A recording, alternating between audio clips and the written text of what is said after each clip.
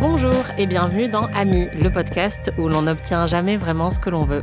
Et non. Salut, moi c'est Marie et je crois que j'ai trouvé le meilleur somnifère possible. C'est l'épisode 12 de Twin Peaks The Return. Là, qu'est-ce que t'es dur. Et moi, c'est Anaïs, et comme le mari d'Audrey Horne, je suis tellement fatiguée. La dernière fois, Anaïs était chez moi et elle a fait « Je suis lasse, je suis lasse !» Donc c'est un peu le mood actuel. Mais c'est ça, je m'identifie beaucoup à ce mec. Cette semaine, dans Twin Peaks The Return, c'est beaucoup de retours. C'est le retour du vomi, le retour des tartes à la cerise, pas le retour de David Bowie. Non. Mais quand même, il y a un retour que Marie attendait tout autant. T'as pensé quoi de ces 2 épisodes, Marie ? J'ai beaucoup aimé le premier. C'est des épisodes qui enchaînent un peu les intrigues et tout ça. On avance, quoi. Il n'y a pas de moment... Enfin, si, il y a un moment trou noir quand même, intergalactique. Mais le deuxième, vraiment, ça a testé mes limites. Vraiment. Pas les limites de ma tolérance de l'absurde, mais mes limites tout court de ma tolérance. Avant de plonger dans ces 2 épisodes, Marie, on va écouter les prédictions que tu avais faites la semaine dernière. Précédemment dans Amis. Je prédis qu'on va retrouver Audrey. Parce que là, il y a quand même eu un gros focus sur son fils, qui est un gros connard. Je prédis qu'on va en savoir un peu plus sur Diane et son implication avec Bad Coop. Je prédis que les frères Mitchum vont s'en prendre à Dougie, mais qu'il va trouver un moyen de... s'en tirer miraculeusement. Peut-être que Jenny va tomber enceinte. Ça déroule bien, je trouve. Oui, ça va. Audrey est venue. C'est ça. Aurait-elle dû venir ? Non, mais je pense que c'est ça qui est bien aussi dans ce qu'ont fait Frost et Lynch, c'est qu'au final, si tu prêtes attention à toute la trame narrative, tout est assez fluide, tout s'enchaîne assez bien, donc il faut quand même surprendre d'une manière ou d'une autre. Ah bah oui, c'est sûr. Et quelle ne fut pas ma surprise ? En 30 secondes, est-ce que tu peux nous résumer ce qui s'est passé dans ces 2 épisodes ? C'est le grand retour d'Audrey et elle nous apprend que Chuck a dit au mari d'Audrey que Tina, elle était la dernière personne à avoir vu Billy vivant. Et vraiment, heureusement qu'elle m'a dit ça parce que vraiment, je voulais savoir ce qui était arrivé à Chuck, Tina et Billy, ces personnes que je ne connais pas.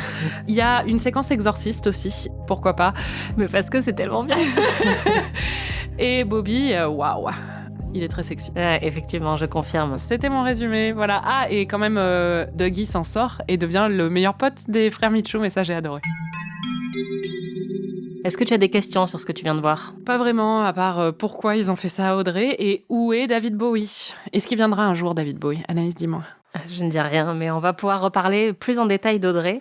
Mais en fait, je voulais te demander avant qu'on commence si cette série a changé quoi que ce soit à ton rapport au temps et à la patience, parce que tu l'as dit, l'épisode 12, ça a été assez compliqué pour toi. Et j'avais prédit dès le départ que la patience serait un concept qu'on étudierait pendant cette saison du podcast. Pour l'instant, t'es pas trop réceptive à tous ces moments qui testent un peu les limites de la temporalité, quoi, avec le ballet, avec la scène dans l'entrepôt et Red qui joue à pile ou face. Comment tu te sens quand tu vois ces moments, en fait ? Quand le vieux faisait le truc avec le lait, là, dans Twin Peaks, l'original, je trouvais ça très drôle, en fait. Parce que il jouait avec nos nerfs, mais de façon que je trouvais comique et brillante. Mais c'était à petite dose aussi, c'était plus tolérable que... Et là, il y a toujours des moments que je trouve très marrants dans la façon dont ils testent notre patience ou des choses comme ça. C'est vrai que je suis quelqu'un de pas du tout patient, on l'a établi. J'ai vraiment du mal à, par exemple, rester dans une file d'attente. C'est un concept qui est très, très difficile pour moi. Same. Mais je sais pas si ça m'a rendue plus patiente. Ce que ça m'a fait, c'est que ça me force, vu que c'est pour le podcast, à le regarder sans regarder mon téléphone. Quand je suis lassée d'une série ou quand une scène m'énerve, en général, je vais tout de suite prendre mon téléphone et regarder autre chose, quoi. Et là, je le fais pas. C'est désagréable, j'imagine. C'est pas forcément désagréable parce qu'au contraire, il y a quelque chose de bien là-dedans parce que parfois, tu découvres des choses ou parfois, tu arrives à plonger dans une scène qui va te surprendre.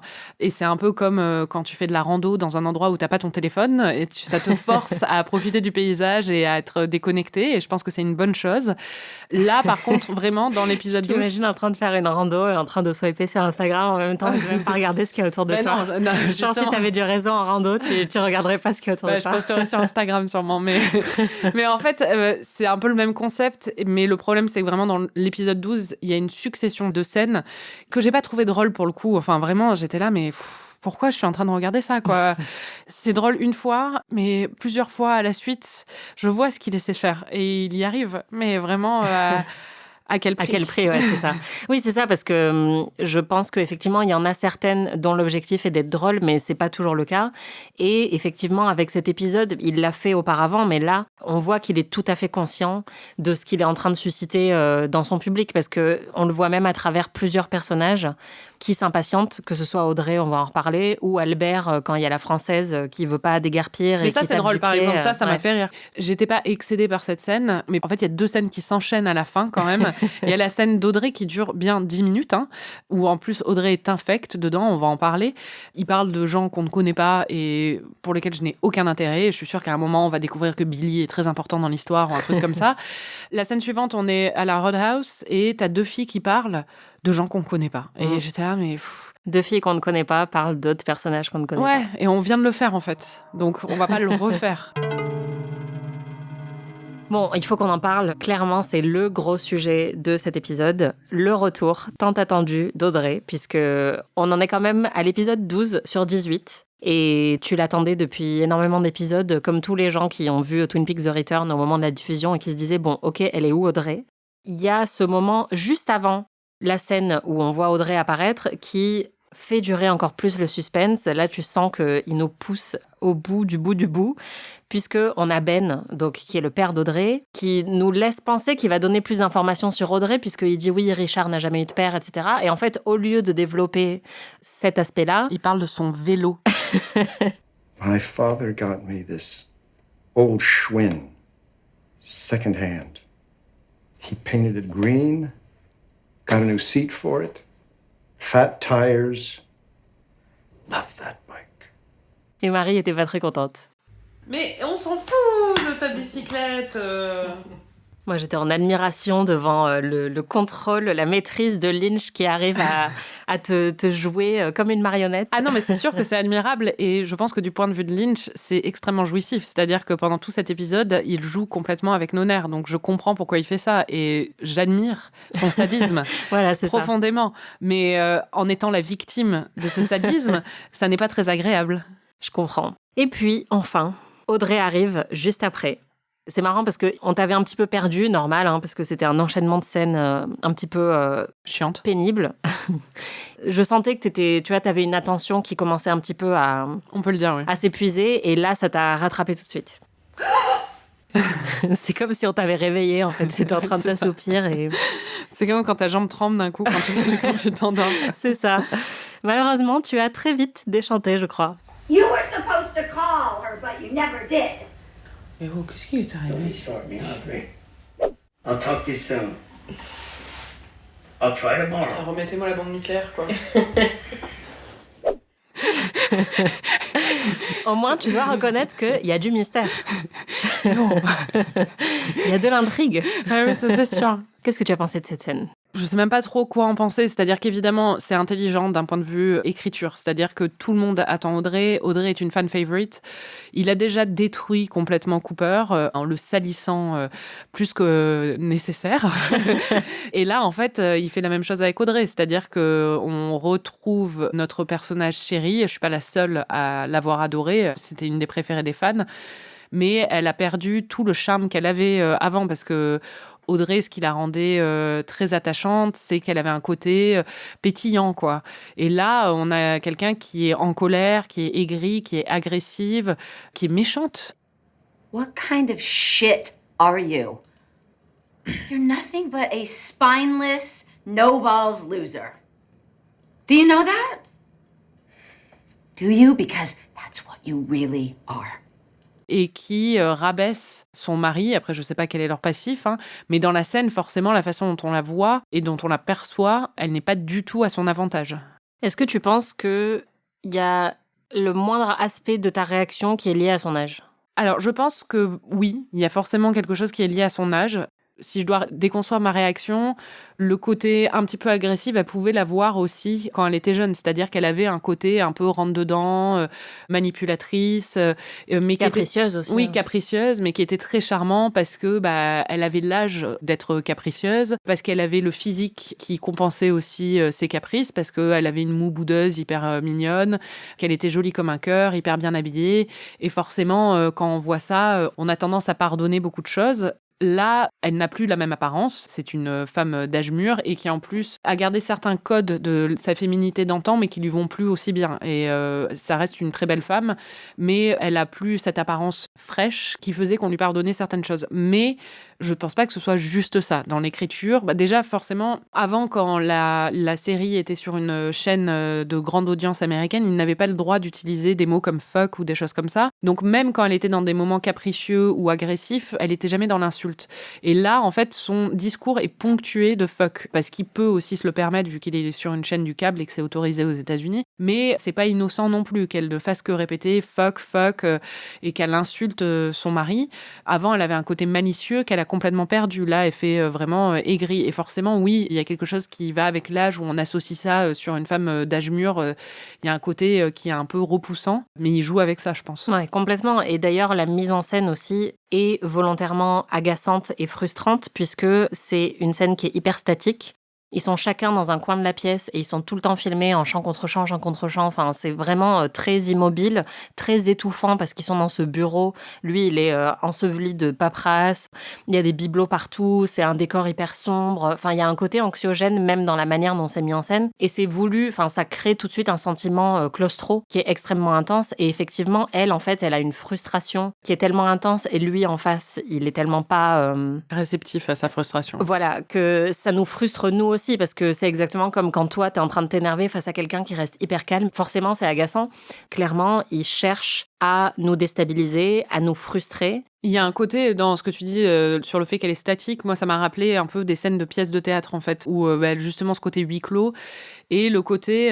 parfois, j'étais là, mais elle joue moins bien qu'avant. Alors, je pense pas. Je pense que c'est aussi la direction où il a voulu la mener vers ça aussi. Mais ça la rend aussi moins sympathique parce qu'on a l'impression qu'il y a un surjeu dans sa façon d'être parce qu'elle est immobile.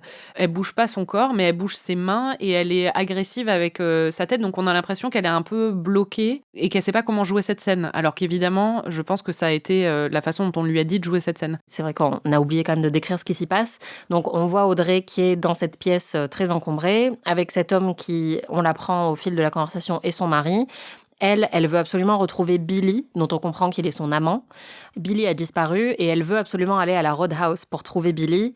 Et lui ne veut pas parce qu'il est fatigué. Il n'arrête pas de lui dire « j'ai du boulot, je suis fatigué, etc. » On ne comprend pas pourquoi déjà elle ne peut pas y aller seule. Et il y a une dissonance dans le ton des deux, en fait, où ils n'ont pas du tout le même rapport. Et lui, on comprend effectivement qu'il a l'air un peu las par tout ce qui est en train de se passer. Elle, c'est vrai qu'elle l'insulte beaucoup. Elle le rabaisse, elle lui dit qu'il n'a pas de couilles, que c'est une merde, que c'est pour ça qu'elle couche avec Billy. Donc elle est assez hargneuse envers lui. En même temps, lui n'est pas extrêmement compréhensif non plus.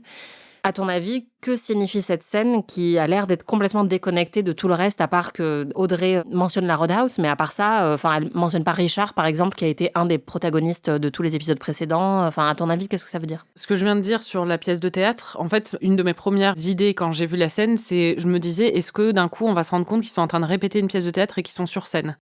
Et que c'est pas vraiment la Audrey qu'on connaît, mais que c'est les actrices ou quelque chose comme ça, et qu'elle est en train de jouer un rôle. Ah ouais. C'était une de mes idées. À un autre moment, en fait, quand on l'a vu, j'ai dit, est-ce que c'est son psy ?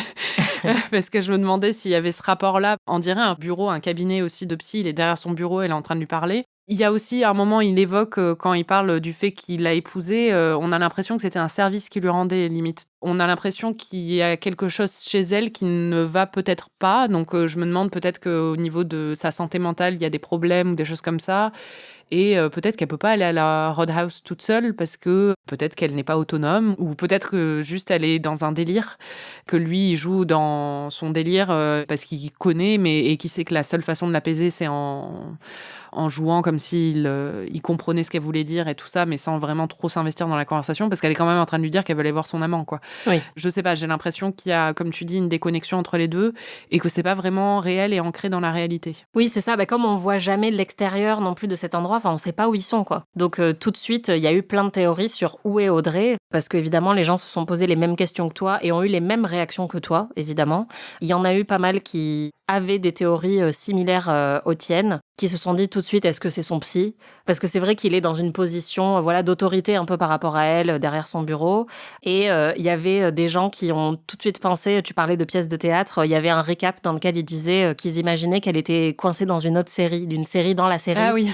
comme le soap qu'on avait dans les 2 premières saisons. Il y a quand même le fait aussi que, par exemple, quand Richard est accusé de meurtre, c'est pas vers elle que les policiers vont, quoi. C'est vers le grand-père. Et c'est pas vers elle non plus que son fils va, apparemment, pour lui pomper tout son fric. Donc, c'est comme si elle était inaccessible, mais en même temps, elle parle de la Roadhouse, donc ça voudrait dire qu'elle est à Twin Peaks. Oui, c'est ça. Donc, il y a encore mystère là-dessus. Je suis allée sur Reddit, il y avait quelqu'un qui pensait que cet homme, Charlie, son mari, était en fait le man from another place et qu'il l'a gardée bloquée dans un rêve sans fin pour la protéger.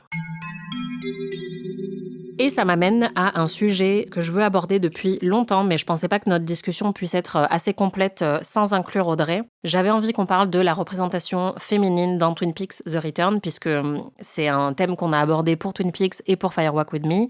Or, moi, ce qui me frappe vraiment dans Twin Peaks The Return, c'est que j'ai l'impression qu'il y a une espèce de rage féminine. Mais ce que je sais pas, moi-même encore aujourd'hui, c'est que j'ai pas réussi à décider si je trouvais que c'était une bonne chose ou pas. Le truc, c'est que tu avais mentionné toi-même au début qu'il était en plein divorce ou qu'il venait de vivre un divorce un peu difficile, David Lynch, et du coup, j'y repense évidemment quand je vois ces scènes. Mais c'était une blague quand j'avais dit ça. Ah, mais il avait pas vécu de divorce difficile? Enfin, si, il en a vécu au moins 5 des divorces difficiles, mais...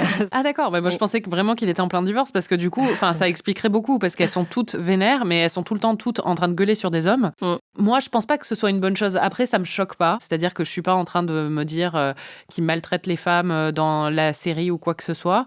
Et puis, par exemple, Tammy n'est pas en colère, en règle générale. Mais enfin, Tammy, elle se dandine, donc elle n'a pas le temps d'être en colère. Mais c'est vrai que toutes les autres le sont. C'est-à-dire que Jenny est tout le temps en train de crier et de donner des ordres à son mari qui est un peu impuissant, quoi. Ouais. Diane est tout le temps en train de dire fuck you à tout le monde et les hommes qui la regardent sont là oui je sais fuck you quoi. Sarah Palmer, on va en parler, alors elle est vraiment très énervée. Audrey qui est en train de crier sur cet homme aussi. Il y a Shelley qui n'est pas en colère par contre, mais sa fille pour le coup Becky est très en colère. Oui, elle est très en colère. Bon, elle a une bonne raison pour l'être. C'est sûr qu'il y a un thème dans ces épisodes où toutes les femmes sont en colère et en règle générale sont en train de crier sur des hommes. C'est même utilisé comme un aspect comique souvent. Ça me choque pas. C'est-à-dire que je suis pas en train de me dire que c'est misogyne, par exemple. Mais je pense quand même qu'il y a un petit quelque chose où tu te dis pourquoi il a envie de montrer autant de femmes en colère, quoi. Enfin, tu sens qu'il est en train de peut-être exorciser quelque chose lui-même. Et pourquoi ces hommes un peu innocents, pas tous, hein, mais quand tu vois justement le mari d'Audrey, il a l'air le pauvre bougre derrière son bureau, de ce qu'on sait de lui, il a rien fait, tu vois. Et puis Dougie qui est tout le temps en train de se faire crier dessus. En même temps, ça s'explique, c'est-à-dire qu'elle porte un peu tout le poids en ce qui concerne Jenny. C'est elle où tu sens qu'elle fait marcher sa famille et qu'elle s'occupe de son mari qui ne fonctionne pas normalement et qui fait connerie sur connerie. Tu comprends qu'elle soit excédée, mais c'est marrant que ce soit un thème aussi récurrent dans ces épisodes et c'est sûr que c'est frappant comme thème, quoi. Ce que je trouve intéressant, c'est que, comme dans Firewalk With Me, où on pouvait se dire que on peut lire de 2 façons complètement opposées, la nudité, par exemple, ou l'objectification de Laura, là, j'ai l'impression que ça peut être lu dans les 2 sens. Parfois, je trouve que c'est un peu réducteur de représenter toutes les femmes comme des harpies, mais d'un autre côté, je pense qu'effectivement, Frost et Lynch ont sans doute réfléchi à ça très profondément en amont et qu'il y a une raison pour laquelle ils veulent nous montrer tout ça et que dans une série où les violences sexistes ont toujours été un des thèmes principaux, c'est peut-être pas anodin de voir toutes ces femmes qui sont vénères, en fait. Et qu'il y a peut-être quelque chose qu'ils essayent de nous dire sur tous ces personnages féminins qui globalement portent quand même à bout de bras tous les personnages masculins. Enfin, les frères Mitchum, ils sont pas capables de fonctionner sans 3 Candy, Sandy et Mandy pour leur servir du café, etc. Janie, tu l'as dit, c'est une careur absolue. Enfin, elle s'occupe de tout. Donc, effectivement, peut-être qu'elles ont la rage pour une raison. Enfin, peut-être que c'est une série sur la charge mentale, en fait. Si tu inverses aussi le propos et que tu regardes la façon dont les hommes sont dépeints dans la série, c'est intéressant aussi, parce que ce que tu vois, c'est que soit ils sont abusifs, soit ils sont impuissants et passifs. Dougie, il est pas impuissant sur certains aspects, on l'a vu, mais il est passif sur beaucoup d'aspects. Oui, ils sont infantilisés, ils ont besoin qu'on les prenne par la main, quoi. Il y a que Gordon et Albert qui ont de l'autonomie et qui propulsent un peu la narration par eux-mêmes. Les autres, même Bobby, on le voit, Là, on l'a vu avec sa fille, on sent qu'en fait, il n'est pas impliqué dans les histoires de sa fille, c'est toujours vers Shelley qu'elle se tourne, c'est à Shelley qu'elle demande de l'argent, elle n'en demande pas à Bobby, parce qu'on sent qu'elle a tellement l'habitude de ne pas lui en demander qu'elle n'ose même pas lui en demander, et quand il lui en propose, elle est surprise. Et il lui dit tout de suite, mais tu me rembourseras. Shelley, tout de suite, lui dit, tu dors chez moi ce soir. Oui, voilà, c'est la première à proposer, c'est elle qu'elle appelle en premier. Ouais. Alors que son père est flic, quoi. Donc, c'est clair. J'aimerais qu'on parle en détail d'une autre femme très énervée. Ma préférée de toute cette série. Ma scène préférée de Twin Peaks The Return, c'est la scène de la voiture. On va l'entendre, tu comprenais pas trop ce qui se passait. Mais qu'est-ce qui se passe? Mais c'est l'exorciste? Mais quoi? Mais allez, c'est dégueulasse! Je saurais même pas te dire combien de fois j'ai revu cette scène sur YouTube. Mais qu'est-ce qui va pas chez toi? Je l'adore. Donc, est-ce que tu veux décrire ce qui se passe dans cette scène? Ça commence par une fusillade où on entend des coups de feu alors que Bobby, Shelley et Becky sont au Double R. Et en fait, Bobby sort pour voir d'où proviennent les coups de feu, se rend compte que ça vient d'une voiture où un petit garçon a trouvé l'arme de son père et a tiré depuis la voiture. Personne n'est blessé. Mais alors que Bobby essaie d'apaiser les choses et de prendre les témoignages qu'il faut prendre, il y a une voiture derrière la camionnette qui ne s'arrête pas de klaxonner. On ne sait pas qui est dedans. Moi, je pensais à un moment que la personne était morte sur le klaxon, quoi. Enfin, parce que je me disais, elle s'arrête pas. Ça fait monter quand même la tension parce qu'on entend le klaxon qui sonne. C'est pénible. Oui, on a vraiment envie que ça s'arrête. Et donc, Bobby y va. Et là, on découvre une femme d'une 50aine d'années, je dirais, très américaine, qui hurle, mais vraiment qui hurle sur Bobby en lui disant que c'est honteux, qu'elle a besoin d'y aller, qu'ils doivent déjeuner avec son oncle et qu'ils vont être en retard. Et elle dit « We're late! We've got miles to go! Please, we have to get home! She's sick! » Elle est malade et on a des kilomètres à parcourir. Et là, on voit à côté d'elle, d'un coup, on a l'impression qu'il n'y avait personne. Une petite fille, enfin une adolescente, disons, se lever peu à peu de son siège. Et vraiment, si vous avez vu L'Exorciste, je ne l'ai pas vu, mais j'ai vu des extraits, c'est ça. C'est-à-dire ou The Ring, quoi. Elle est toute pâle. Elle a l'air d'être un zombie, mais en même temps, elle vomit et elle crache à la fois. Et elle a l'air possédée. Et elle s'approche peu à peu de la fenêtre où il y a Bobby, pendant que la femme au volant hurle en vomissant, l'autre vomit à côté, voilà. Et Bobby est genre, wow. La petite fille, elle est en position zombie, quoi. Elle a les bras tendus en avant, Voilà. comme ça, comme si c'était une morte vivante. Et effectivement, elle se met à vomir un liquide verdâtre, ignoble. Mais ouais, moi, j'adore cette scène, en fait. Enfin, vraiment, je la trouve hilarante. Pour moi, c'est tout ce que j'aime dans le cinéma de Lynch, c'est-à-dire que c'est absurde, il y a un sens de l'humour très sombre, puisque c'est quand même assez violent, assez perturbant, et on a effectivement envie que ça s'arrête, parce que, voilà, au niveau Apparemment, sonore... t'as envie de le revoir quand même sur YouTube. Ouais, mais parce que vraiment, il pousse le truc tellement loin. Et ça n'a rien à voir avec le reste de l'intrigue, mais en même temps, thématiquement, ça a tout à voir. Parce que c'est encore une fois une question de patience, de jouer avec nos nerfs. Toute la question de la patience, même avec l'intrigue de Twin Peaks The Return, se joue dans ces épisodes-là, puisque Audrey, elle veut que ça aille plus vite, Albert, il veut que ça aille plus vite, et elle aussi, elle veut que ça aille plus vite. Et en même temps, juste, ça me fait rire, parce que la performance de cette actrice est exceptionnelle, que ces petits cris là comme ça. Je sais pas, il y a un décalage que je trouve vraiment jouissif, et en plus il y a un côté horrifique qui est aussi quelque chose que j'aime beaucoup. Et ça nous sort tout de suite du réalisme de la scène, en fait, puisque là on a un élément surnaturel qui sort de nulle part. On a un zombie, quoi, et on comprend pas trop pourquoi, et c'est pas expliqué ensuite. Et en même temps, c'est pas totalement sorti du réel, puisque Bobby est tout aussi surpris que nous. Donc vraiment, enfin, moi j'adore cette scène. On a une autre femme très en colère, comme tu l'as dit, c'est Sarah Palmer au supermarché, qui se prépare à se faire une petite soirée Bloody Mary de folie. Ah oui, avec 5 bouteilles de vodka, donc... Voilà, et qui pète un câble à la caisse. Elle voit du beef jerky et du turkey jerky. Voilà, c'est de la viande séchée, pour ceux qui ne savent pas. Voilà, et elle commence à se sentir pas bien du tout. Elle dit... Things can happen! Something happened to me. Something happened to me! il peut vous arriver des choses, moi il m'est arrivé quelque chose, et ensuite elle se parle à elle-même, elle se dit Sarah par d'ici, par d'ici. Et plus tard il y a Hawk qui vient lui rendre visite avec la musique du Twin Peaks original, donc en plus tout de suite très anxiogène. Il y a les plans sur le ventilo qui sont un peu stressants. On va entendre ta réaction. Le pauvre. Something happened to me. Son désarroi à elle et puis sa folie, très clairement, est assez déchirante. Et après, par contre, quand Hawk vient la voir, à un moment, il entend quelque chose derrière et elle dit non, il n'y a rien. Donc peut-être qu'il y a quelque chose à ce niveau-là. On verra, mais en tout cas, c'est vrai que j'ai beaucoup aimé la réaction que tu as eue quand tu as entendu la musique tout de suite, quand Hawk va lui rendre visite, parce que c'est une des nombreuses manières dont on voit que la série nous a un peu reprogrammés sur plein de choses. C'est comme il y a une scène où Diane est au bar d'un hôtel et il y a un mec qui passe l'aspirateur derrière. Et tout de suite, t'étais là, oh putain, ils nous ont fait le balai, maintenant ils vont nous faire l'aspirateur. Et c'est des trucs auxquels on n'aurait pas forcément prêté attention avant parce que c'est dans l'arrière-plan d'une scène. Et ils plantent comme ça des manières de voir différemment ce qu'on a à l'écran. Et ça, je trouve ça très malin. D'ailleurs, l'épisode 11 commence aussi avec des enfants qui jouent à la balle. Et ta première réaction, c'était de dire, oh non, un truc horrible va se produire, parce que c'est vrai que ces derniers épisodes, on n'a pas été épargnés. D'ailleurs, il découvre Myriam mourante au bord de la route. Mais il y a tout le temps des parallèles, parce que plus tard, on voit le fils de Dougie et Dougie qui jouent au baseball. Ouais. Ça, c'est ma scène préférée de ces épisodes. C'est très court. Le fils lui balance une balle dessus et Dougie ne la rattrape pas, mais se la prend en pleine tête. Voilà. J'avoue, c'est très mignon. Bon, le point crush.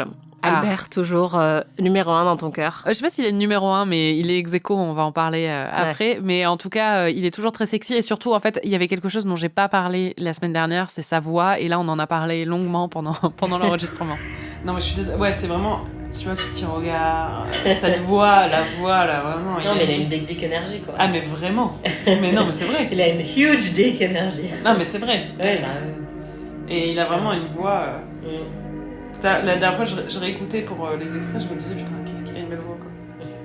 Non, mais c'est vrai, il a une voix très grave, en fait. Donc, ça participe à son sex appeal. Et c'est une part très, très importante, je pense. Et je l'avais oublié la dernière fois, donc je le mentionne. Il y a sa voix et il y a aussi sa posture.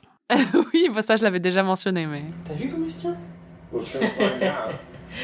Ouais, c'est pour laisser ses énormes couilles. Exactement. On nous a beaucoup expliqué que les hommes devaient manspreader pour laisser de la place à leur appareil génital dans le métro, parce que c'était plus confortable, mais lui, je veux bien le croire. Mais il n'y a pas qu'Albert dans ta vie. Non. Cette semaine, il y a aussi et surtout Bobby. Oh. Et là, je te rejoins à 100%. Il est, mais... Ouf. Il est tellement sexy, c'est incroyable. On est d'accord, non? Oh, la veste en cuir là avec la petite chemise dessous, non mais c'est pas permis en fait. Il est hyper bien conservé. Il est trop beau, il est trop cool, il est hyper beau quand même. Je parle de lui comme si c'était du poisson en conserve. Quoi. Il est hyper bien conservé, c'est vraiment le mec, le pauvre, il a 45 ans. Quoi. Mais c'est vrai qu'il est très très beau, il a vraiment bien vieilli. Ses cheveux blancs là lui vont à merveille. Il est très stylé quoi. Enfin, il a pris un peu parce que c'était un petit con avant, il était très charmant, mais là il est devenu beau quoi. Oui c'est ça, et puis il a quand même gardé tout en étant devenu un homme, un représentant de la loi. Il a gardé un swagger. Voilà, il a toujours son petit blouson en cuir. Il est toujours cool, quoi. Et du coup, t'étais très triste de voir que Shelly n'est pas du tout sensible à ses charmes et qu'elle s'est trouvée un nouveau copain. Surtout, faut voir le nouveau copain, en fait. C'est celui qui jouait à Pile ou Face la dernière fois et qui, du coup, est un membre du crime organisé, je pense. Hein. No good news, quoi. Non. Oh. Oh. Mais non. Oh, ça me fait trop de peine, là. Non, mais c'est vrai. Non, mais c'est hyper triste. En tout cas, moi, ça me divertit beaucoup. Hein. Lui, on sent qu'il a envie d'être avec elle, très clairement. Oui. Et elle est passée à autre chose. Ouais. Non, mais ça me fend le cœur aussi, j'avoue, ces scènes. Mais moi, je trouve Balthazar Getty assez sexy. Donc, Mais on s'en fout qu'il soit sexy, il est méchant. On est encore une fois dans cette idée de répétition où, en fait, elle n'arrive pas à sortir de son schéma habituel, où elle a toujours aimé les bad boys, effectivement. Et puis même sa fille répète ce schéma aussi. Et voilà, quoi. C'est ça. Et donc, c'est assez tragique parce qu'on sait très bien qu'elle ne devrait pas se mettre avec ce mec. Et on regarde un peu impuissant alors qu'elle a un homme parfait juste en face d'elle. Elle porte son nom en plus parce que j'ai vu dans le générique de fin, elle s'appelle Briggs. Donc elle a gardé son nom. Ouais. Et il faut qu'ils se remettent ensemble, c'est pas possible. Mais moi j'y crois. Enfin moi, si je devais écrire cette série, à la fin, Cooper il recouvre tous ses esprits. Il est brillant à nouveau. Il s'installe, il achète une belle maison à Twin Peaks et Shelley et Bobby se remettent ensemble. Voilà. Et Audrey est gentille. Bon, il faut qu'on parle aussi de l'enquête du FBI qui avance quand même pas mal puisque Gordon, Albert, Tammy et Diane se rendent avec notre proviseur préféré Bill Hastings dans un quartier désaffecté de Buckhorn, South Dakota. Et effectivement, oui, ça finit pas très bien pour Bill Hastings. Non.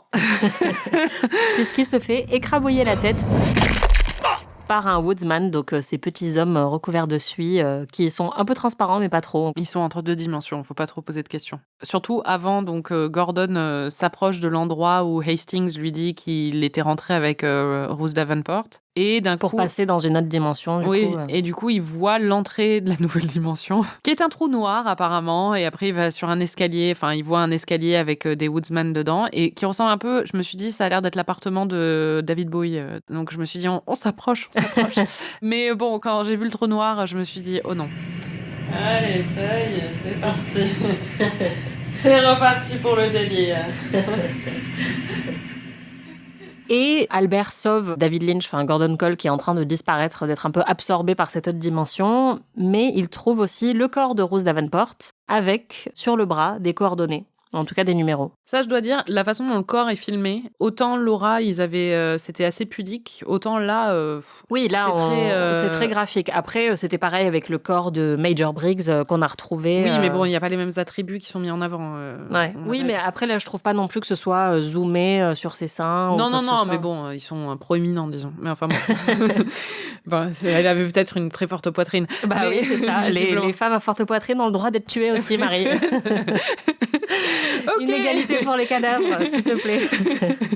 Mais en tout cas, oui, il y a des coordonnées inscrites sur son bras. Et bon, ça, c'est pas très surprenant quand on voit à quoi correspondent les coordonnées. C'est à Twin Peaks. Voilà. Oui, c'est ça. Sam nous amène à... Sam nous amène Sam nous amène. Je sais qui c'est, Sam. Ça nous amène à notre petite section théorie, puisque tu as jusqu'à présent toujours eu plein de théories, dont certaines s'avèrent très correctes. Est-ce que tu as des nouvelles théories cette semaine ? Déjà, il y a Diane qui reçoit des nouveaux textos, sans doute de Bad Coupe. Elle a l'air complice, quoi. Puis elle a regardé aussi les coordonnées, elle les a appris par cœur pour... à moins qu'elle soit agent triple ou quelque chose comme ça, quoi. Et qu'elle collabore avec lui pour pouvoir aussi collaborer avec les autres, mais qu'elle mène sa propre enquête à elle en troisième voie, je sais pas. Sinon, il y a aussi Margaret, la dame à la bûche, qui appelle Hawk encore une fois et qui lui dit « There's fire where you are going. » Il y a du feu là où tu vas. Qu'est-ce que t'en penses ? Un petit retour thématique vers Fire Walk With Me et tout ça, le feu, on aime beaucoup ça dans Twin Peaks, donc on retourne avec le feu, et alors il y a du feu qui est bon, il y a du feu qui est pas bon parce qu'il est mélangé à du maïs, alors le maïs, il mangeait du maïs aussi dans... c'est un truc qu'on peut pas digérer, peut-être que quand on le brûle, j'en sais rien, c'est vraiment... Oui, parce que Hawk sort une carte qui est une carte ancienne, qui fait que bouger, qui est très clairement un bout de plastique. Ouais, voilà, on sait pas d'où il l'a sorti, mais apparemment il avait ça chez lui, quoi. Voilà, et sur cette carte, il y a des symboles, et notamment un symbole de feu noir. À ton avis, où ça va tout ça ? Où ça va Non, mais déjà, ils vont devoir aller bientôt dans l'endroit où le Major Briggs leur a dit qu'il fallait aller. Jack Rabbit Palace. Voilà, exactement. Donc, je pense que c'est lié à ça. Ils vont faire une petite excursion dans la nature, une petite randonnée, sans accès au réseau, voilà, comme on les aime. Bon, je pense que ça va donner accès, je sais pas, c'est la Black Lodge, j'en sais rien, moi. Il va y avoir du feu. Je me pose plus de questions. Ça y est, je suis arrivée à ton point, Anaïs. Je n'ai plus de théorie. Je me laisse porter par les événements. Il y a un truc que je te l'ai jamais dit, donc du coup ça sert à rien, mais... Je suis ta meilleure amie. Comment t'as deviné ?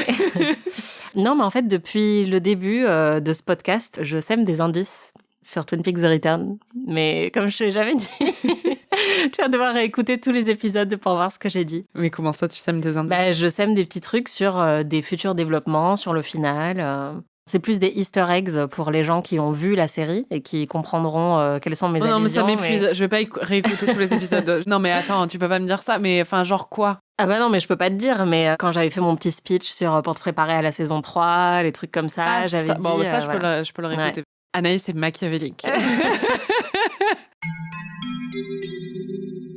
Moi, j'ai envie de te donner des petites billes. Ah, vas-y. Non, mais il y a des trucs qui sont peut-être importants, peut-être pas du tout importants, qui sont peut-être inexplicables, mais j'ai remarqué plusieurs choses dans ces épisodes que j'avais pas forcément remarqué dans mes visionnages précédents, et je me dis peut-être que ça a une incidence. Si tu dis ça, c'est que ça a une incidence. Vas-y, dis-moi. Non, peut-être pas. Par exemple, il y a une grosse thématique sur les voitures. Je trouve, dans ces épisodes. On a déjà le truc avec le klaxon, la femme, le vomi, Ça va se finir etc. en titane. Il y en a un qui va niquer une voiture à un moment. C'est clair. Non, mais t'as aussi Candy à un moment qui dit « There were cars everywhere ». Et elle est émerveillée en disant qu'il y avait des voitures partout. On a beaucoup Dougie qui est transporté dans la limousine. Enfin, il y a vraiment beaucoup de scènes cruciales de ces épisodes. En même temps, pour se déplacer, c'est Oui. utile. Oui, mais on le voit pas dans tous les épisodes, dans une voiture. Il y a ce long passage où il est sur le strip à Las Vegas. Il y a beaucoup de voitures dans ces épisodes. Oui. Et je me Après, demande ce que ça veut dire. Il y a aussi beaucoup de commentaires sur l'Amérique dans ces épisodes. C'est-à-dire qu'on a un commentaire sur le port légal d'armes à feu avec un enfant qui tire avec l'arme de son père, qui aurait pu tuer tout le monde, et une femme très en colère qui engueule son mari d'avoir laissé son arme à feu comme ça. On a aussi une scène où un homme s'est fait payer pour donner son sang pour pouvoir survivre financièrement. Ça, c'est une critique très claire, aussi bien de l'absence totale de système de sécurité sociale aux États-Unis. Enfin, il y en a un, mais il est très minime. Et du fait qu'il n'y a pas de solidarité nationale organisée. Et c'est même une critique du système de santé aussi. Et un autre gros élément américain quand même, la voiture, c'est presque plus important que la maison aux États-Unis, quoi. Enfin, c'est vraiment le truc le plus caractéristique, et c'est un des trucs les plus choquants que tu vois aux États-Unis quand t'arrives, c'est la taille des voitures, c'est l'importance que les voitures ont, la taille des routes ou des choses comme ça. Donc pour moi, ça fait partie aussi de cette Americana-là, quoi. Oui, complètement. Mais d'ailleurs, c'est devenu la maison aussi de plein de gens pendant la crise des subprimes. Ouais. Mais effectivement, puisque tu fais le rapprochement avec cet homme dans le camping qui est amputé d'une jambe, et donc on pense qu'il est peut-être vétéran, puisque le personnage de Harry Dean Stanton lui dit « T'as déjà assez donné comme ça ». Et effectivement, moi, c'est ça que j'aime beaucoup dans ces épisodes, plus que dans les 2 saisons originelles de Twin Peaks. Vraiment, là, il y a des choses assez laides qui sont montrées. On passe beaucoup de temps dans des trailer parks, dans des motels désaffectés. On a les problèmes d'addiction qui sont pas du tout sexy, que ce soit de Becky ou de Sarah Palmer, par exemple. Celle qui faisait 119. Exactement. Et puis même ou la meuf qui gratte les selles. Ouais, les arrondissements laissés à l'abandon qui rappellent la crise des subprimes. Enfin, voilà, des choses comme ça. On a vraiment en fait l'Amérique pourrie qui est représentée, et Las Vegas. Enfin, le choix de Las Vegas c'est pas du tout anodin. Non, mais c'est ça. Ouais. Voilà, et donc c'est vrai que moi j'aime beaucoup toute cette thématique-là, et effectivement il y a aussi le discours dans ces épisodes de Dr. Jacoby ou Dr. Hemp. Fuck you who betray the people you were elected to help. Elected to work to help, to make life better for. Fuck you all in the ass, you fucking treasonous puppets. The 9th level of hell will welcome you. Enfin, il y a une vraie rage en fait politique dans ces épisodes. C'est sorti en 2017, Twin Peaks The Return, donc ça sort pas de nulle part non plus. C'était 1 an après l'élection de Trump, et ça montrait un petit peu, même si ça a été écrit avant, ça reflétait un petit peu toute effectivement la désillusion qu'il y a eu sur plusieurs années aux États-Unis avec les subprimes et la polarisation et la violence politique de plus en plus élevée. Moi, j'aime beaucoup cette thématique-là dans la série. Un autre truc récurrent, Déby. c'est les rêves. Il y a plusieurs personnes qui font des rêves dans ces épisodes. On sait que la thématique onirique est très présente dans les œuvres de Lynch et dans Twin Peaks, mais là, il y a le frère Mitchum qui fait un rêve qui va être ce qui va sauver Dougie. Et il y a aussi Audrey qui parle d'un rêve qu'elle a fait, dans lequel Billy avait la bouche en sang. Et d'ailleurs, Audrey dit « And dreams sometimes hearken a truth. » Les rêves reflètent parfois la réalité. Donc, je ne sais pas ce qu'on doit tirer comme conclusion de ça, mais grosse présence des rêves dans ces épisodes. J'espère, honnêtement, qu'ils vont pas nous faire un coup à la Dallas, et qu'à la fin, il y a Cooper qui se réveille dans son lit et qui dit « Ah, tout ça n'était qu'un rêve. » C'est clair. Ce serait tellement drôle, là, j'aimerais trop voir ta tête. Tu as remis un truc dans la machine, là. Et il y a d'autres trucs. Vas-y. Il y a plusieurs connexions qui sont établies entre Diane et la Black Lodge. Déjà, quand elle arrive pour retrouver Gordon, Albert, tout ça, elle sort de Rideau Rouge. Et quand elle dit « Let's rock », c'est un truc que le Man from Another Place avait dit. D'accord. Et c'est aussi un message qui était apparu après la disparition du flic dans Fire Walk With Me. Ce film, vraiment, Je n'ai plus aucun souvenir, donc... Mais donc, il y a plusieurs connexions qui sont établies. Il y a des gens qui se sont posé la question au moment de ces épisodes, qui se souvenaient, parce qu'il y a des gens qui sont toujours complètement maboules et qui se souviennent de chaque truc qui a été prononcé dans les épisodes d'avant. Et donc, le Let's Rock du Man from Another Place avait tout de suite attiré l'attention sur pourquoi Diane répond ça à ce moment-là, de manière un petit peu bizarre. Et effectivement, son apparition dans les rideaux rouges, sachant que, bon, ça pourrait être juste un clin d'œil. Voilà, un clin d'œil au fait qu'elle communique avec Bad Coupe. Donc, elle a un lien qui a l'air d'être assez évident avec... J'ai une théorie. Allez. Alors, Diane, la vraie Diane. Tu vois, j'étais sûre. C'est pour ça que je voulais te donner des petits trucs, parce que je savais qu'il fallait relancer la machine. Diane, la vraie Diane, est dans, j'allais dire The Bad Place, à chaque fois je dis ça, dans la Black Lodge. Ok. Et celle qu'on a, en fait, c'est une Bad Diane. Mm-hmm.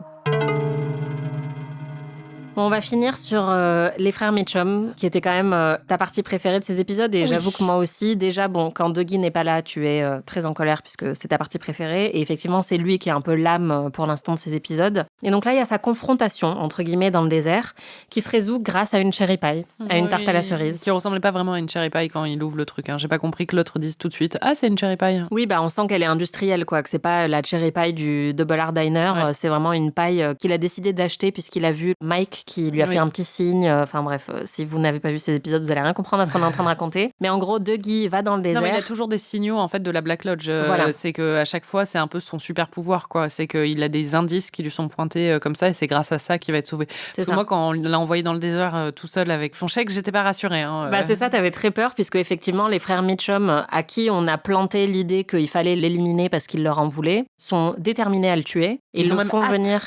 Ouais, voilà. Ils comptent les heures, quoi. C'est ça. Et on dirait une scène de Breaking Bad, en fait, où ils se retrouvent en plein milieu du désert et ils sont prêts à l'exécuter. Sauf que le frère Mitchum dit non, mais j'ai fait un rêve. Et dans ce rêve, il avait une tarte à la cerise. Et s'il a une tarte à la cerise dans la réalité, ça veut dire que c'est notre ami et il faut pas le tuer.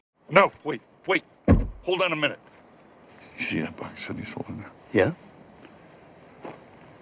That was my dream. Ah, no. Listen to me. There's something in that box. And if that something is what I saw in my dream, we can't kill him. Et effectivement, c'est ce qui se produit. Mais avant ça, tu te rassurais un peu en disant non, mais c'est bon, ça va bien se passer, ça va bien se passer. Ça va bien se passer. Yeah, you're right, I know. You're damn right. Tout se passe bien.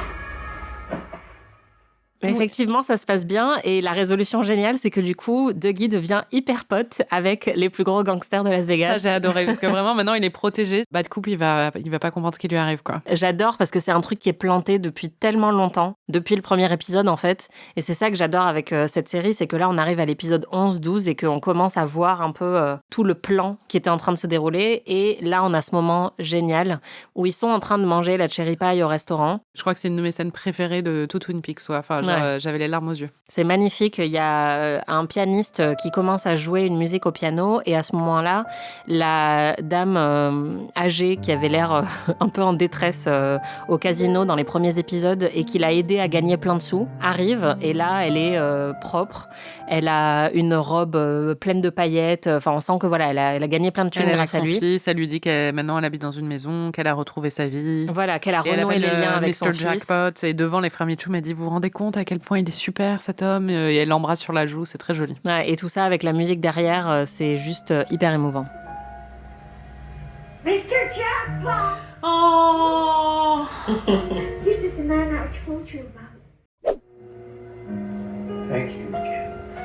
Oh, j'ai envie de pleurer.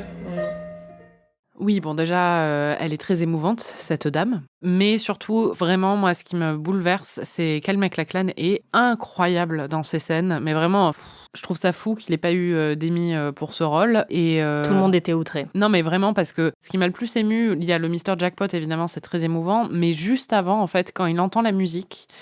Il a un regard, et en fait, Dougie a toujours le regard un peu perdu dans le vague.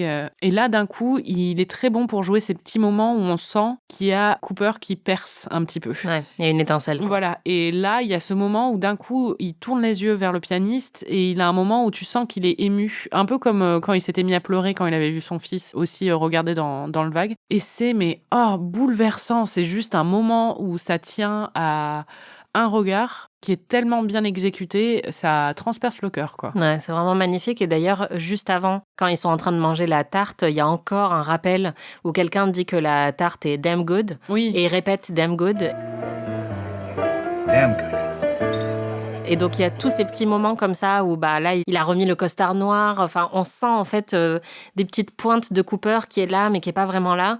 Ouais, comme tu le dis, c'est déchirant parce que il est pas 100% là, mais en même temps... oui. Mais il répète tellement de choses qui ont été emblématiques pour le Cooper que nous, on connaît, quoi. Et il y a ce pianiste sur lequel la caméra se focalise pas mal. Et donc, il y a plusieurs personnes qui pensaient à la sortie de l'épisode que c'était Angelo Badalamenti, puisque le morceau a été composé par Angelo Badalamenti. Mais il ne s'agit pas de lui. Il s'agit d'un musicien qui s'appelle Robert Smokey Miles, ou Count Smokula. Il est apparu dans beaucoup de sketchs à la télévision, enfin voilà, mais c'est aussi un musicien, quoi. Mais sa tête me dit quelque chose. Ouais, bah t'as dû le voir, en fait, parce que du coup, il appartient un peu à la pop culture américaine. Et il a raconté que, en fait, il est venu, voilà, un peu à la dernière minute, et David Lynch lui a donné des directions, comme d'habitude, très intéressantes, très personnelles et très profondes. Il lui a créé un peu des images mentales en lui disant de jouer des trucs au piano, de jouer des airs italiens romantiques avec ses yeux fermés. C'est marrant parce que oui, juste avant, en fait, ça ressemble à une campanella italienne, en fait. Ça me rappelait même Le Parrain, la musique. Ouais, c'est ça. Et donc, il dit qu'il a fait 1 ou 2 prises, que Lynch était très content avec les prises. Et à ce moment-là, Lynch n'avait pas encore la musique de la scène. Donc, il a demandé à Angelo Badalamenti de composer ensuite ce morceau. Angelo Badalamenti a composé la musique du restaurant sans voir les scènes, juste en se basant sur les instructions de Lynch qui lui a dit « J'ai besoin d'une musique de restaurant italienne, j'ai besoin de 3 morceaux, un qui soit un peu pépi, un peu dynamique, un qui soit lent et un qui soit triste et déchirant. » Et Badalamenti a envoyé les 3 morceaux sans savoir à quoi ils correspondaient et on a le résultat final, la preuve encore une fois du partenariat de génie entre ces 2 personnes quand même. Et effectivement, le morceau s'appelle « Heartbreaking », donc qui brise le cœur, et il est magnifique. Oui. Ce que je trouve très émouvant aussi, et pour revenir à la conversation qu'on a eue sur l'Amérique un peu pourrie, etc., c'est que dans cette série où il y a vraiment beaucoup de personnages très corrompus moralement, on a au final une ancienne SDF accro au jeu et des gangsters qui sont les personnages les plus tendres de cet épisode et qui composent une vraie famille hyper attendrissante avec Dougie. Et ça aussi, je trouve que ça veut dire quelque chose politiquement, quoi. Tout à fait. Les gangsters, il faut les réhabiliter. Mais non, mais en fait, c'est pas les personnes auxquelles on s'attend qui sont... Bon, bref. Si, t'as raison. Je ne soutiens pas l'œuvre des gangsters et de la mafia. Je veux juste dire que à côté de ça, on a des Leland qui sont des énormes pourritures dégueulasses. Oui, que forcément, ceux qui donnent l'image d'être l'Américain parfait sont parfois les plus pourris, quoi. Voilà, merci. On avait compris. Qui est ton MVP, Marie, cette semaine? C'est la veste en cuir de Bobby. Nice. Et toi, Anaïs? C'est évidemment la dame de la voiture. She's sick. Je l'adore. Quelle est ta réplique préférée? Il y a un moment où Gordon fait une petite blague où il dit She's here visiting a friend of her mother, whose daughter has gone missing. The mother owns a turnip farm. I told her to tell the mother that her daughter will turn up eventually. Et surtout, après, il dit, ça peut pas se traduire en français, elle a pas compris la blague. Voilà. Donc, bon courage, Marie, pour Voilà. traduire cette blague. En gros, c'est un jeu de mots. Sur turnip, en anglais, c'est un navet. Et turn up, ça veut dire refaire surface. Et donc, dans ce cas-là, en fait, il dit sa mère avait une production de navets et je lui ai dit de pas s'en faire, sa fille va réapparaître. Donc, turnip et turn up.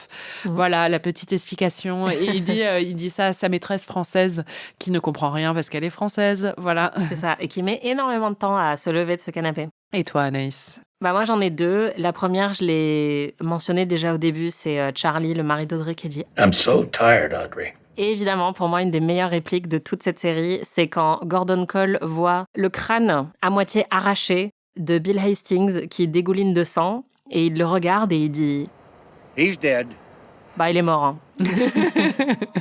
C'est très drôle. Oui. Marie, qu'est-ce que tu prédis pour les 2 prochains épisodes, les épisodes 13 et 14? Cette fois-ci, je le prédis. David Bowie va venir. Ça se trouve, il va jamais venir. C'est la running joke, tu sais, à chaque fois. Mais je pense que tu m'aurais dit s'il apparaissait pas. Je voudrais pas être cruelle au point de te laisser sans... Bah, ce serait horrible, honnêtement, si pendant des épisodes et des épisodes... Enfin bon, bref. Donc je pense qu'on va avoir du David Bowie d'une façon ou d'une autre. Non, mais parce que vraiment, en fait, le truc, c'est qu'il aurait fait un hommage à lui dans les génériques maintenant s'il allait pas apparaître plus tard. Donc vraiment, je le pense. du fond du cœur. Ensuite, qu'est-ce qui va se passer ? Je pense qu'on va en savoir plus sur où est Audrey, qu'est-ce qui se passe avec Audrey. Je pense qu'on va voir la petite rando de Bobby, Hawk et Truman vers donc Jack Palace. Je pense que Albert et Gordon vont se rapprocher de Las Vegas, voire y aller. Parce que pour l'instant, ils se demandent ce qu'ils ont loupé dans l'enquête, parce qu'ils captent en fait un texto qui a été reçu par Diane où Bad Couple lui demande s'ils savent pour Las Vegas. Et du coup, ils se disent, si on devait savoir, ça veut dire qu'il y a quelque chose qu'on a loupé. Et c'est l'alliance de Jenny qui a été retrouvée dans le corps de Major Briggs. Elle est maline. Ils vont se rapprocher de Las Vegas. Voilà, c'est ce que je prédis.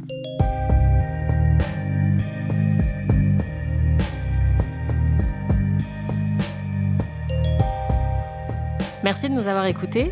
Merci Marie. Merci Anaïs. Vous pouvez retrouver tous les épisodes d'Amis sur slate.fr ou votre plateforme de podcast préférée. Notre prochain épisode couvrira les épisodes 13 et 14 de Twin Peaks The Return. On se rapproche à grands pas du final. J'ai trop hâte. Si vous découvrez Twin Peaks ou Twin Peaks The Return en même temps que nous, n'hésitez pas à partager vos impressions sur les réseaux sociaux. On adore lire vos réactions et vos retours. Si vous avez aimé cet épisode d'Amis, on aimerait beaucoup que vous nous laissiez 5 étoiles et un petit commentaire. Et bien sûr, n'oubliez pas de nous hyper auprès de tous vos amis. On se retrouve très vite et en attendant, comme Chantal et Hutch, on va se dépêcher d'exécuter notre cible pour aller manger un bout au Wendy's. J'aimerais bien. Amis est un podcast d'Anaïs Bordage et Marie Telling, produit et réalisé par Slate.fr sous la direction de Christophe Caron et Benjamin Ours. Production éditoriale, réalisation et montage Aurélie Rodriguez. Musique Victor Benamou.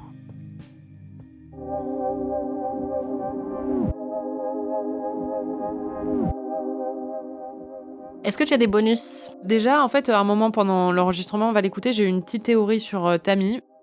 Est-ce qu'elle est manipule en fait ? Je sais pas. Pourquoi tu penses ça ? Parce qu'elle a l'air surprise, mais pas tant que ça.